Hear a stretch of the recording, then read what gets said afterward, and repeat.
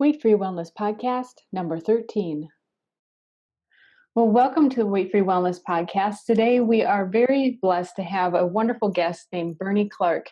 He has been teaching yoga and meditation since 1998. His yoga practice encompasses the hard yang styles such as Ashtanga and Power Yoga and the softer Yin styles as exemplified in Yin Yoga. Bernie also worked as a member of the executive team of one of Canada's oldest and largest high technology companies. He's also the author of The Complete Guide to Yin Yoga, Your Body, Your Yoga, Yin Insights, and From the Gita to the Grail. Bernie lives, teaches, and offers workshops in Vancouver, Canada, and he is here today sharing with us about Yin Yoga. Hello, Bernie. How are you? Great, Tara. It's good to be here. I really appreciate you being on the podcast with us and sharing your Yin Insights. Should be fun. And I wonder, we here in Minnesota get teased for saying that we sound like Canadians. And I have to ask, do I say about or do I say Vancouver correctly? Yeah, you sound perfectly normal to me. All right. Then they are right. You have no accent. Then they are right. I'll have to concede to that when someone says that. Not so bad, though. We have very friendly neighbors to the north. Yeah. So today with Weight Free Wellness Podcast, what I want to do is expose people to all the different kinds of ways there are to take care of our bodies. And that exercise doesn't have to be something grueling. And I like to use the hashtag fun fitness, because once you find something that really suits you and suits your body, it's not a chore to exercise and to take care of your body. It becomes a part of your regular practice. And Yin Yoga is one of those, of course. I've already done a couple podcasts on yoga. And so obviously I favor yoga a little bit. Mm-hmm. And Yin Yoga has been something that's more recently come into our, you could say, yoga vernacular, and it's really become popularized. And as I said in your intro, you didn't necessarily start with Yin Yoga, did you? No, not at all. It was kind of an accident that I ran across Yin Yoga. I actually started with meditation way back in my early 20s because I was in a very stressful work environment, and one of my managers, I asked him what he did for stress, and he said he meditated. So I took up Zen meditation in my early 20s. And it wasn't until my 40s that I added asana practice, the more physical part of yoga. And that's when I discovered meditation is yoga. Yoga is meditation. But there's also this other part that we call postures or asanas. And the asanas I got into were very, very yang-like, I'd call it now, very active, muscular movement, vinyasa flow type practices, which I loved because I have a bit of a type A personality. I mean, I accidentally got introduced to Yin Yoga and started to realize I needed that too. I needed something to balance all my yang nature in life. So no, I didn't start with Yin at all. Well, it's interesting because at the time that you were then getting into Yin Yoga, you kind of were a part of the early pioneers of, we'll say, discovering it maybe in our Western culture and making it more popular in the sense of just maybe emphasizing the importance of that other half of your yoga practice. Yeah, it really is the other half, the first half being the yang practice. And looking back, it seems like Yin Yoga became huge very quickly. There's an old saying in the show business community that it takes a long time to be an overnight success. And I got introduced to Yin Yoga in 2003. Paul really had been teaching it for 13 years at that time. So it wasn't a new thing, but it was just kind of on that part of the curve where it was growing, and then it suddenly took off in the last 5 or 10 years. And so I was kind of just there at that point where it started to really become widely accepted. Well, with your type A personality. Primarily through the work of Paul Grilly and Sarah Powers. They're the ones that were the early evangelists traveling the world explaining Yin Yoga to people. Definitely, and you've carried the message on with books. Books on the website, and it's funny, none of that was planned. It was all just kind of an accident. I fell into Yin Yoga because I was taking a Thai yoga massage course with a teacher named Saul David Ray, and he held a course in Santa Barbara in California. And I did his first basic training, about 10 days. And then a year later, I went back for his 9-day advanced training. And every morning, Saul would give us a yoga class. And on the last day, I guess he kind of ran out of ideas. He said, how about we do a yin class? And this was back in, I think, December of 2003. None of us had heard of yin yoga before, so we said, sure, let's try it. And it was quite interesting. What Saul taught, he's not a yin yoga teacher, was kind of a mix between yin and yang, but it gave me enough of a flavor for it. And I might not have thought anything about it, except the next day when I was flying home, I had some time to kill in Santa Barbara. So I was walking up and down State Street, and there's a little yoga studio just off the corner. And it had a little bookshelf. They were selling books and videos. And I noticed a video called Yin Yoga by a woman named Sarah Powers. I said, well, that's what Saul taught us yesterday. So I bought the video. I came home. I did it every day for about 3 months. I really fell in love with the way she explained the practice. I resolved I had to meet Sarah. So I did. And through her, I met Paul. And they did a combined 10-day teacher training in 2004. So I took that. And I remember sitting in one of these long holds that we do in Yin Yoga. I'm sure we'll talk about that. And the thought came to me, I wonder who has the domain name yinyoga.com. And this was back in 2004. And when I went home, I checked, nobody had it. So I thought, I'll register the name, thinking maybe one day I'd give it to Paul Grilly. But Paul wanted to keep his domain name, which was paulgrilly.com. And then my studio said, why don't you put on a weekend course about yin yoga? So I did that. And I decided, well, maybe I'll put up the slides from the course onto my website and create a website called yinyoga.com. And then I got invited to Shanghai to do a week-long teacher training. So I put those slides on the website. And then I quickly realized the slides don't talk. I would talk to the slides, but I had to write down what I would say. So that became a very long website, which is called Yin Insights now. And people said that this is too much to read online. Can you make a PDF of it? So I made a PDF that people would download. And then they said it's too big for my printer at home. So I actually made a book out of it. And so all through this, it just kind of evolved that eventually I created a book and a website. And all this information was freely available. I know that people have told me around the world, they were told, we want you to teach a yin yoga class. I don't know how to teach yin yoga. Well, here's the book, or here's the website, go learn. So a lot of people got their introduction through the website. And then later they realized they need more training. So they'd come to Paul or Sarah or other people and have the formal training. But they kind of got started through the website and the book. Well, I don't think there are any other words then. It was definitely meant to be. Yeah, it's just right place, right time. And as I said, Paul and Sarah sowed the seeds and watered them, and the world was just getting ready to that softer, quieter style of practice. So that's a good point to emphasize. If you would, summarize for us the concepts of yin and yang, Mm-hmm. and then even extrapolating that into what does that mean in a yoga practice? Sure. And it is kind of strange to call it yin yoga because yin comes from the Taoist Chinese tradition. Yoga comes from the Indian yoga tradition. But the terms yin and yang do apply very well in this context. And you need a context to use the terms yin and yang because nothing's absolutely yin, nothing's absolutely yang. Yin usually refers to things that are darker, lower, denser, colder, more mysterious, more feminine, more yielding, more passive, more allowing. And yang, by contrast, refers to things that are higher, hotter, brighter, more superficial, more masculine, more on the outside. But we need a context. In terms of location, we can say that the skin is very yin compared to the bones, which are very yang, because the skins are more outside, the bones are more inside. In terms of elasticity, an elastic band is very yang, it's very dynamic. Plastic or a ruler is very yin-like. Even this little paper clip, it's yin, it doesn't yield, so it's stiffer.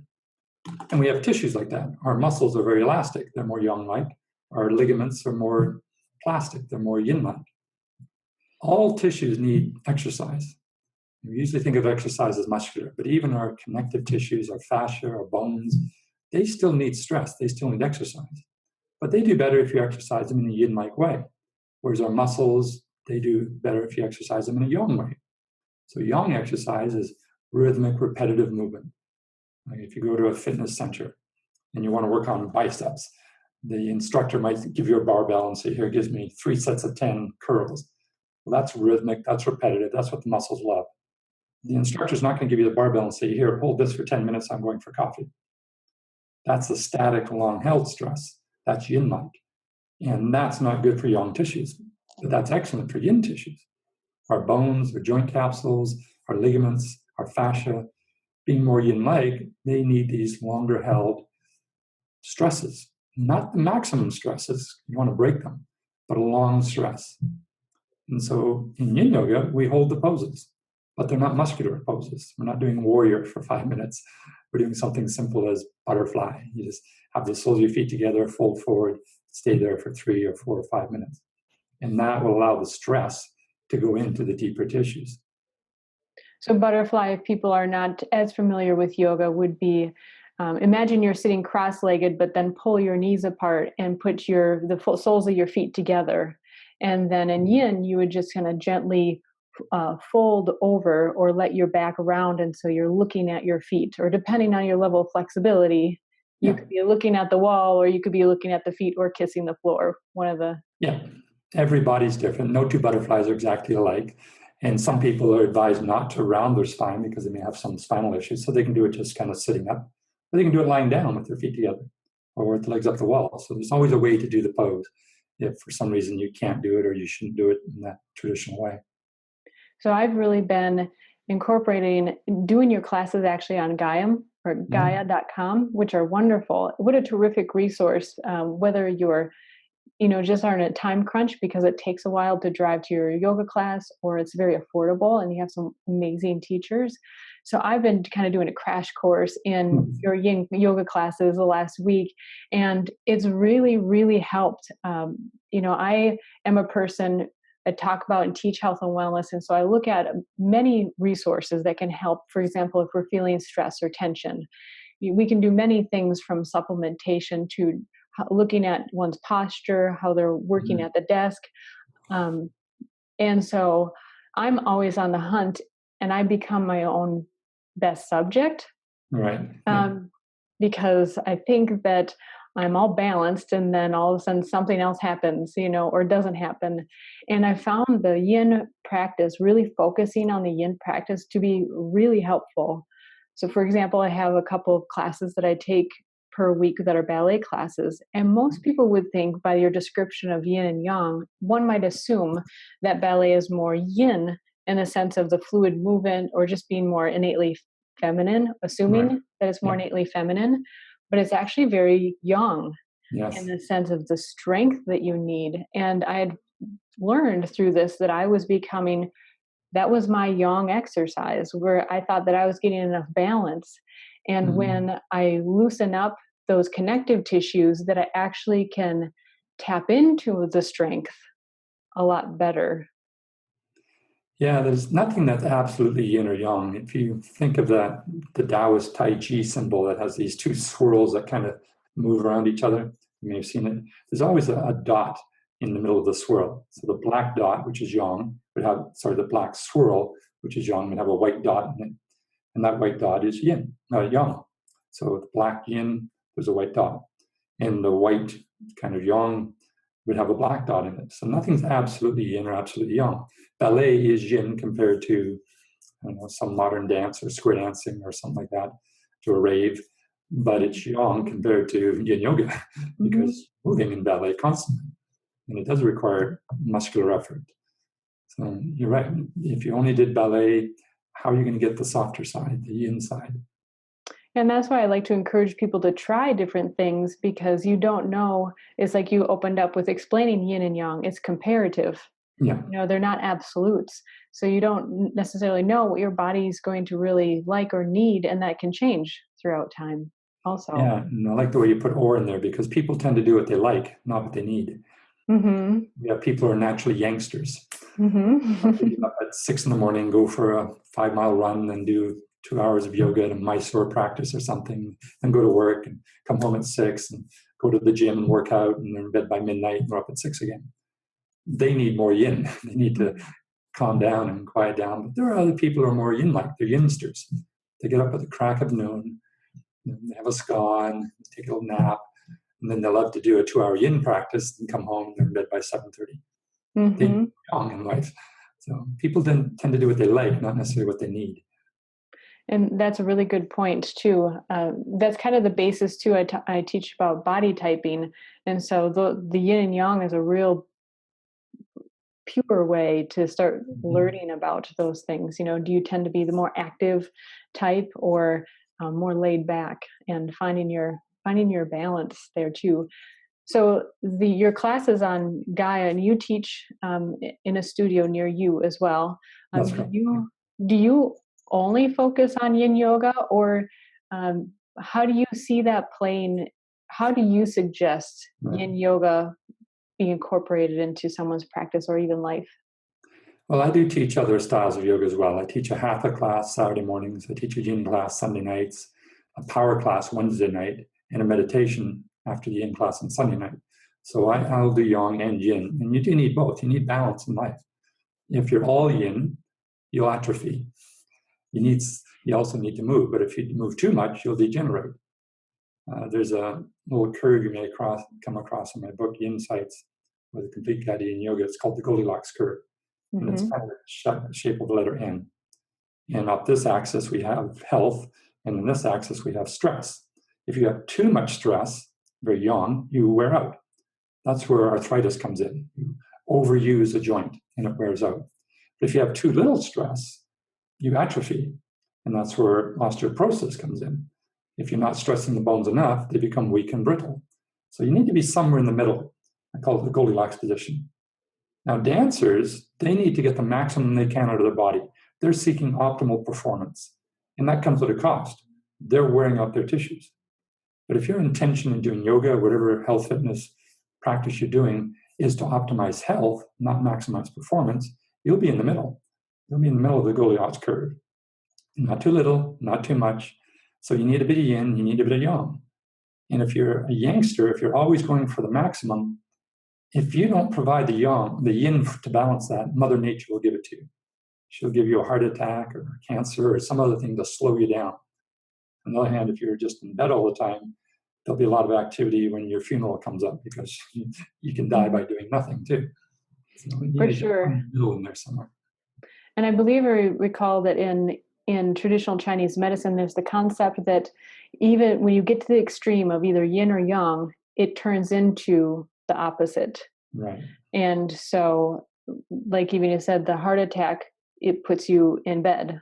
Yeah. Then your heart becomes weak as a result. Right. So And you might as well find the balance before Mother Nature imposes it on you. Yeah.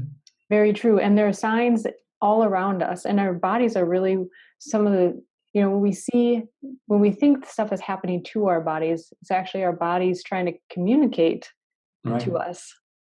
Yeah, that's very true. There's so many ways the body's reacting, and we take the reaction as the bad thing. Like in medicine, we know that the arteries harden when you get heart disease. And a lot of times doctors think it's bad to have the arteries harden. But the arteries are hardening for a reason. The body is reacting to the fact your heart's weak. And if the arteries harden, they'll increase the blood pressure. If your heart's too weak to pump, the body's going to react and make the blood pressure higher. So the hardened arteries aren't the problem. They're the body's way to try to solve it. The same way we have, if you dissect bodies, I got a chance to work in an anatomy lab where we got to dissect dead bodies. And fat would be found in various organs. And a lot of times, if there's fat over the heart, they call it killer fat or the widowmaker. But fat goes to an organ to help nurture the organ. There's a curtain of fat we have in our abdomen called the greater omentum, the technical. But when we dissected a few of these bodies, we couldn't find them. The anatomy books show it as just one big curtain just going down the front of the body. But in these people, one was covering the appendix. The appendix was rupturing. All the fat migrated there to heal the appendix. Another person was an alcoholic. His liver was shot. So the fat went around the spleen and was trying to nourish the spleen. So that fat is not bad. It's the body reacting to try and cure itself. So a lot of times the body reacts in a very intelligent way, but we mistake the symptom for the cause. That's interesting. I didn't know about that localized fat, or that specifically. Mm-hmm. Yeah, their bodies are amazing. Right. There is an unconscious intelligence there that if only we could listen to it, we'd be Mm-hmm. probably a lot better off. Well, definitely yin practice helps with being able to listen and tune in, Right. because it's slowed down and you're purposefully taking time in a pose. How, if someone has not yet been to a yin practice, um, like you already explained that. So we're focusing on the connective tissue in yin yoga. Um, and so what is fascia? What is this connective tissue? Why is it so important to stretch? Are we stretching that? What's Right. happening?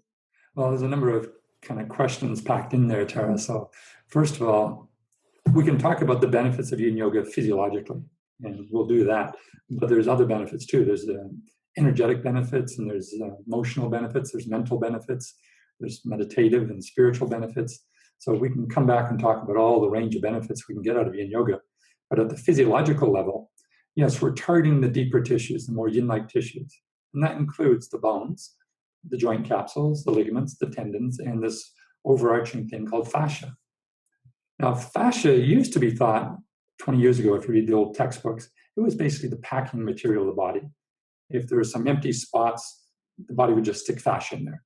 It's kind of like if you order a book from Amazon, you get these plastic potato chips in there or these bags, and that was fascia.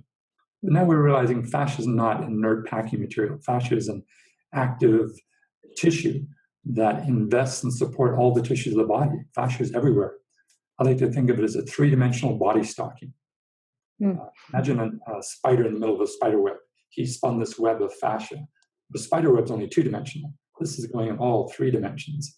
And it invests our muscles. 30% of our muscle is fascia. It invests our organs. It creates bags to keep things in their proper places. It creates sheets. It becomes the tendons that help to distribute stresses in the body. It holds the water in the tissues. So now it's a very important medical field on its own. The people who love studying fascia, they're today called fashionistas, fascinados. They used to be called fascists, so they're not called fascists anymore. They're fashionados. Thank goodness. So it's a very important tissue, and often, even in yoga, people come to the class thinking they're not flexible, they're going to stretch their muscles. Muscles are just one small part of what make us inflexible. More than that, the fascia is what can restrict our range of motion. Just as a simple test, I don't know if this could work in a webcam, but if you lift your right arm up and just notice how easy it is to raise that arm up. Now you're wearing a sweater, grab the sweater down to the bottom corner here and really pull that down. And then try to lift the arm up. Right at the bottom of near your pelvis there. Oh. Yeah, so really pull that down and then try to lift the arm up. And you notice the difference? Yes. Yeah, I'm wearing a tight shirt, so if I pull down here, I can't lift the arm up. Now you might feel it here. You might think, oh, I've got tight shoulder muscles. But it's the fascia down here. Maybe you had an appendix taken out, and there's an appendix scar there, and all that fascia got contracted. And now you can't lift your arm up because the fascia is constricting you. So this fascia, as I say, it's a three-dimensional body stocking that invests and support all the other tissues of the body. That's an excellent illustration. I've worked with people who have scar tissue from surgeries and so forth, and you can, and through massage, I can feel the tissue that really correlated with the images you have in the book Yin Insights, and how this tissue becomes, we call it knots, a knot, and I can feel it the way your image portrays it. So anyways, if someone is listening and didn't quite get how to do that, definitely check out the video on how to do this test, because it's a really great illustration of how to feel that in your body. Yeah, these are adhesions or knots or constrictions in the fascia that will show up as restrictions in range of motion somewhere else. Now you mentioned, should we stretch the fascia? In yoga, we often use that word stretch, but sometimes we use it inappropriately. What we're really trying to do to our tissues is stress the tissues. There's a difference between stress and stretch. If you stress an elastic band, it will stretch. They're made to stretch. But if you stress a ligament or a tendon, it won't stretch. But if you never stress them, there are cells that live inside those tissues, and their job is to build more tissue. So inside our fascia, which is made up of fibers of a protein called collagen, there are cells called fibroblasts. I really like to think of these fibroblasts as spiders. If you stress the fascia, these little fibroblasts, they get a signal. They get a mechanical signal by being tugged on. And they say, hey, we need to build more collagen. We're going to replenish and make this stretch of fascia stronger or thicker or in time longer. So we're not actually trying to stretch the fascia or the ligaments or the tendons or the joint capsules, but we do need to stress them. And over time, that tissue will get thicker, younger, stronger, and maybe longer too. Because as we get older, joints tend to shrink wrap. We kind of curl up and we dry up like a leaf in autumn until we blow away, dust in the wind. But if we can stress those tissues, they can stay moist, they can stay supple and more mobile than if we just let them dry up. So part of this exercise is the stress. You need to stress tissues. So even if our objective isn't even necessarily to get our head to touch our toes, it's just to move that area of the body and get the circulation going and so forth. There's a big misconception in the yoga world that yoga is all about flexibility. Yoga is about health. You don't have to be maximally flexible to be healthy. You have to optimize your health, but that doesn't mean you have to maximize your range of motion. There's no magic to being able to touch your toes. I mean, everybody can touch their toes. Just sit down and touch your toes. But somebody who can do a standing forward fold and bring their head to their knees and their hands to the floor, they're not more spiritual than somebody else. God isn't watching saying, oh, wow, they can bring their hands to the floor. I like to tell my students, God doesn't keep a list of who can do a deep forward fold. Santa keeps lists, but God doesn't keep the list. God doesn't care. All you want to do is find out what your range of motion should be and work towards that. And because everybody is different, and this is my latest book called Your Body, Your Yoga, it shows how some people will never be able to sit cross-legged or come into the lotus pose because of the shape of the bones. They just don't have that fundamental range of motion to do it. So all they can do is just find the optimum mobility for their body. And so that's what we're trying to do in yoga, is just become healthy, not super flexible. It's a really good point. And I wonder, similarly, in your area of the country, do you also get the questions from people who maybe get that yoga can be a physical exercise, but maybe have hesitancy because they think it's a religion? I've heard that. Nobody's actually come to me and asked that. And maybe it's because if they think it's a religion, they won't come, so they won't ask. I come from a Catholic background. I'm not Hindu. To me, yoga is like prayer. Now, if somebody said to you, oh, I prayed last night, you would automatically think, oh, you must be Jewish or Christian. Because prayer is a tool used by all religions. Well, yoga is a physical practice. It can be used in all religion, like prayer. Hatha yoga, the particular yoga we mostly do in the West, is often called a ladder. And a ladder doesn't care if you put it up against this wall or if you put it up against this wall. Now, you can put a ladder against a Christian wall, a Catholic wall, a Jewish wall, a Hindu wall, a Buddhist wall. Ladder doesn't care. Yoga is non-denomination. It's just the physical practice with awareness. Now, some people teach it, and they're coming from a Hindu wall. And so they have Hindu chants and things like that. Some people, in Vancouver here, we have a couple of Jewish yoga centers, and they use the practice to help with their Jewish faith. And I know some places that practice Christian yoga, and they're not chanting Om Mani Padme Hum or Shiva Hum, Shiva Hum. They're talking, Kriya Krista. It's still just chanting. It's still using the breath and the physical movements to help them with their meditations on Christ. So yoga can be used in any of these communities. That's a really good illustration. It reminds me, you may have heard of Greg Braden. He's a really well-studied author in the sense that he used to be a NASA computer science engineer. He talks about the lost modes of prayer and so forth, and he would travel around the world, particularly to Tibet, and trying to learn about these different modes of prayer. Right. And he would ask, what is it that you're doing? What are you trying to evoke when you say this prayer? What are your prayers like? Right. And what he got out of it is that they're not doing the prayer, I'll put in air quotes, doing the prayer to get a Right. result. They're feeling what they are, they're feeling the prayer. Right. It's not the action, it's not the result, it's the feeling. Right. And it's interesting because there's a similar corollary. It's that it's not that it has to have this name or that name. It's the experience. It's yoga. The Yeah. union of Yeah. these things. Yeah, that's very true. And it's so different from everyone else. I often ask my students at the beginning of the class what their intention is in being here today. It's like you're going to go out for a journey. It's nice to know where your journey is headed. You may not end up there. The journey may be more important than the destination, but if you don't have a destination, you can end up anywhere. So why do people come to yoga?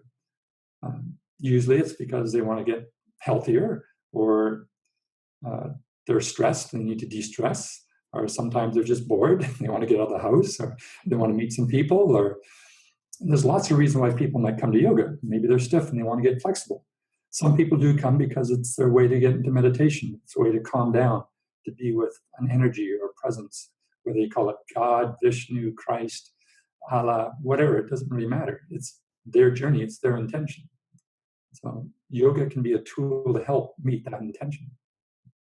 So do you still consider yourself a youngster? I'll be a lifetime youngster, yeah. Yeah, But I youngster. do a lot of yin too. So there's times in life where I'm still yang, and there's times in life with my yin. I try to balance it. So what has changed for you since incorporating more of the yin philosophy and yin practice? How does it specifically help you? Well, remember I said there's physiological benefits to the yin practice, but we can also look at other modalities. There's definitely a mindfulness, a mental, emotional benefit. And that's what I really crave out of the yin practice. Remember, I started my yoga journey in meditation in my 20s, before I ever got into the physical practice. In yin yoga is a chance to meditate. It's a chance to practice mindfulness. Because in yin yoga, we're in the postures for 3, 4, 5 minutes, sometimes even longer. We're not jumping in and jumping out of the poses. You're not there for 5 breaths and now you're into the next pose for 5 breaths. It gives you a chance to really soak in to the experience and to ask yourself, what is this? What am I feeling? What are these sensations? And that's a great practice, mindfulness. So what I really love about yin yoga is it stops me. It arrests me, arrête from the French, to stop. And you pay attention to what's actually happening, not what you think is happening, or not what you wish was happening. No, I've still got tight hamstrings after 18 years of doing yoga. I've still got tight hamstrings. When are they going to loosen up? Okay, none of that's happening. All that's happening is I'm feeling a stress in my hamstrings. Okay, but what is it? What am I really feeling? Well, it feels like a tugging, and it's kind of superficial, and it kind of comes and goes. So you really start to pay attention to the raw experience of this moment. And as you get to learn to do that during your yoga practice, you'll find you'll start doing that in your daily life. So when something happens, and my grandson is taken to hospital because he's got a serious illness, worry and everything else starts coming up. You start to catastrophize. It's the end of the world, and oh my God, all these things. But then you can just stop and look at what's actually happening. He's got good care. He's in the hospital, but he's being looked after. And you look at the raw experience of the moment, not all the stuff that we add to it. So the yin yoga practice to me is just a brilliant way to add meditation to your daily life and to teach you how to be present in the dramas that everyone has in life. Yeah, I would tend to agree. Definitely. It reminds me of Dale Carnegie's How to Win Friends, or no, How to Stop Worrying and Start Living. And one of the Right. tips is to live in day-tight compartments. Well, and even if you can shrink that down into living in just a few minutes and in the pose, it makes it a good practice. Yeah. For daily life, for sure. A lot of people tell me they don't have time to meditate, but they got time to come to yoga class. Well, that's fine. Life is busy, but if they come to a yin class, that can become their meditation. In an hour and a half of yin yoga, you can do 10 or 15 5-minute meditations. And it gives you the ability to start to do that when you're not on the mat. And that, to me, is the big part of yoga. You get benefits while you're there, physically and so forth. But you also get the benefits when you're not there. And you start to see life differently. And all the dramas, they don't quite take you away as quickly or as far as they used to. That's an interesting point. You having come in from a meditation background first Mhm. and then into the yoga asanas. I'd be curious, you kind of already alluded to it, but does meditation have to be sitting on the bolster for 20 minutes or an hour? Or how, in your experience, can a walk be meditation? Sure. I started meditation in the Zen tradition, and it's still my primary form of meditation. But in the last 10 years or so, I followed a Zen teacher named Thich Nhat Hanh, a very famous Vietnamese Buddhist monk who now lives in the south of France. And he's also a Zen master, but I would call his practice Zen light. Hmm. It's not as rigorous as the Japanese style of samurai warrior Zen meditation. And in Zen, they have something called kinhin, which means a walking meditation. So you'd sit for maybe 20 to 45 minutes, and then you'd walk to give your body a chance to relax and heal.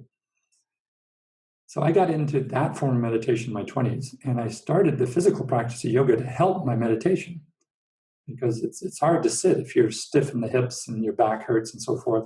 So yoga can help prepare the body better for meditation. So for me, it went meditation, yoga to help meditation, yin yoga, which is meditation. So it Hmm. kind of came full cycle. But very few yoga students will take up meditation. A lot of meditating students will take up yoga because it helps in meditation. So the students that do yoga but won't meditate, yin yoga could be their avenue into it. And so it's kind of a Zen light. You sit for 5 minutes, but you're aware. And Tara, your own experience now doing yin yoga, you notice there's a lot of sensations that come up. Yin yoga is a very simple practice, but simple doesn't mean easy Mm-hmm. because the hips are starting to talk to you and you're craving movement. You want to fidget, you want to come out of the pose, but you stay there and you watch. What is there about this pose that makes me want to move? What am I feeling really in my hips? And all sorts of things come up. It could be emotion. Hips are often called the storage depot of anger. So as you Mm-hmm. hold there, you start to get mildly off with your teacher. Another hip opener. Or you get frustrated or irritated. All this is part of the practice. You notice those things. You don't do anything about them. You don't push them away. That just makes them stronger. But you don't act out and throw cushions around the room either. You just notice. My hips are talking to me. I'm getting angry. And then 2 days later in life, somebody might cut you off in traffic and you start to get really stressed out and angry. You notice, hey, I'm getting angry again. You don't have to push it away. You don't have to act on it. You just notice. Anger, my old friend. I haven't seen you for at least 2 days. Mm-hmm. Oh, your storytelling is really great in the classes also. And I think it almost has to be that to be a yin teacher, you have to be a good storyteller because you're in those poses for so long. Yeah, you can. There's a lot of different ways to teach yin. I like to talk. I'm more of what you might call an edutainer. Mm-hmm. I like to educate and entertain, but I've got another friend of mine. She's a great yin yoga teacher, and she's almost completely silent. That's much more of an advanced practice because beginners, they need something to hold on to. They're Mm-hmm. in a lunge, a dragon pose for 5 minutes. That's pretty demanding. You need a story to help them through it. But in her classes, it's just this pure silence. And it really lets you go deep into the stillness. But that's a bit advanced. Not everyone can do that. So there's different techniques and styles of teaching this. Mm-hmm. Well, I've enjoyed the stories, and it really helps, to see the corollaries too and what's going on inside and outside. And Right. if anyone is out there as a Yangster, I would say definitely the dragon sequence. I forget the Oh, the dragon dance. the dragon dance. Right. Yes, I have never sweated so much in the space of my yoga mat, I think, ever. It's the dragon heat. It was great. It was really. It was a lot of. It was. I could say it's fun. Yeah, well, that's the yang part. Yang can be fun too. We need yang. We Hmm. also need the yin. So you need both. You need the balance. Yeah, it was very good. I get all sorts of questions, and I'll be wrapping up here in a moment with my closing questions, as I usually ask people, give us a couple things that Mhm. we can implement into our lives from what you teach. But before that, um, there's, I typically don't get really political per se, but I think what I like to talk about the energies and kind of what we are feeling as people. Hmm. And even though you're our neighbors to the north and you don't have our election coming up, you, I'm sure, are feeling the sentiments of our election time and things that are going on. And certainly around here, people are definitely more on edge, a lot more concerned about things. And Hmm. how do you address that in your classes, or if you do at all? Um, what would you say to people who are feeling that kind of tension? Well, the whole point of meditation, mindfulness, and yin practice is to pay attention. You're going through a bunch of things, whether you're Democrat, Republican, whatever. There's a lot of sensations happening right now. There's a lot of emotions. There's a lot of thoughts. But what's really happening? Can you actually just kind of pause and say, what's actually happening right now? What am I really feeling? Carl Jung once famously said that whatever you resist persists. If you feel anxious and you try to stop that, you're going to make the anxiety stronger. And that's the whole point of exercise. If I want to get stronger biceps, I use a heavier weight. So the harder I resist, the stronger I'm going to get. The harder you resist anger, anxiety, fear, the stronger it's going to get out. So trying to resist these things is not a solution. That's very young. You try to push it away. The other thing is people act on it. And that's also very young life, but that also isn't appropriate. So if you're very angry, you're not thinking skillfully. You might, in a knee-jerk reaction, do something that you will regret later. So to resist it or to act out on it, both of those strategies don't work very well. There's a yin-like strategy, which is simply to allow it, to watch it, to notice it. So during this whole election, if people could stop having all their reactions and trying to change something or act out in some way, if they could just stop and watch what's actually going on, there's a lot of fear going on. Hmm. Now, that fear comes from a place, comes from insecurity, comes from anxiety. But if you can actually get to that and notice, well, where is it actually coming from?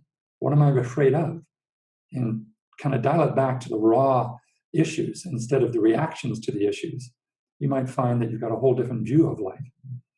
And that's the beauty of meditation and mindfulness, of even a yin practice. It's to be with what's actually happening, not what you think is happening, not what you wish is happening or wish wasn't happening, but the raw experience of it. I've been reading, thank you very much, by the way. It's, to me, it helps to have different perspectives on how to, those types of perspectives. That's such a general way of saying it. But Yeah. I've been reading a book by Pema Chodron, and she brings up groundlessness. Right. And it was just a beautiful chapter because it's really short sections. But it really brought to my awareness that we are such a culture that really wants tangibility. We want things, Mm-hmm. not just to acquire things, although that's one of them, but we want things and we want them to remain the same, Right. or we want them to be as we want them. And to be groundless is the yin part, is the allowing, Yes. is that I will be okay even if. Well, things always change. And this is one of the facts of life. Buddha, it was one of his three observations of life, is things change. And we all know that intellectually. But for some reason, we keep denying it. We keep trying to hold on to the past, and we keep trying to deny the future, not realizing that I'm getting older, you're getting older, my kids are getting older, my grandkids are getting older. Everything changes. Mhm. And you can't stop that. So you might as well embrace that and understand that things are going to change. Now you get a choice. How do you want things to change? But you can't resist the change itself. The change Right. is happening. So there is a groundlessness behind all of us, that we can't hold on to the past. We can't hold on to our fantasies of the future. There's only this moment, and there is just this moment, not our thoughts about the moment, not what we wish the moment would be. So be in this moment. Notice what's actually happening. And it's really amazing how our bodies are such a tool to learn that through. Mhm. I mean, we're Yes. with our bodies all the time, and Yeah. Wherever we're you go, faced there you with, are. you're right, exactly.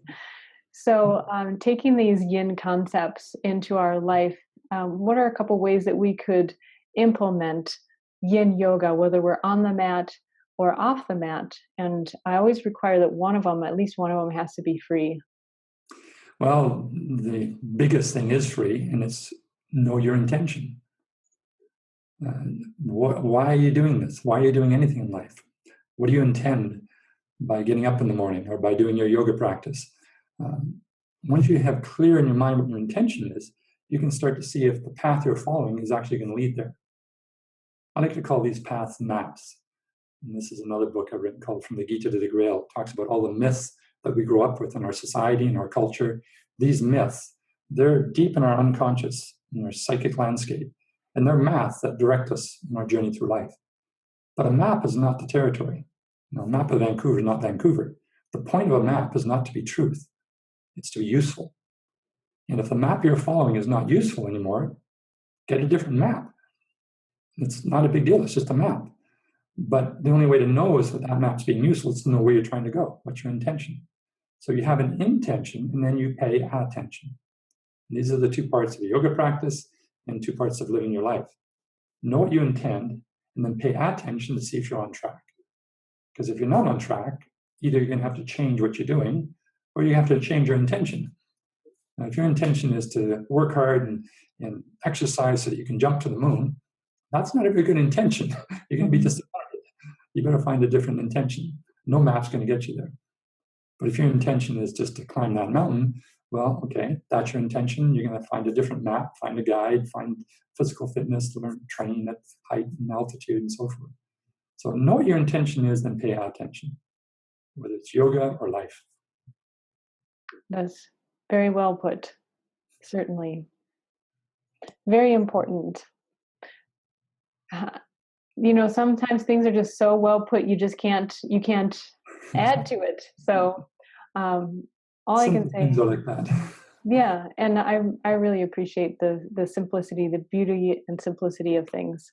And I have found your teaching to be so. I really suggest that people check out your website. Has terrific resources. There are some videos even on YouTube on some poses and a few sequences also. Definitely Gaia.com is a great way to get in some yoga practice.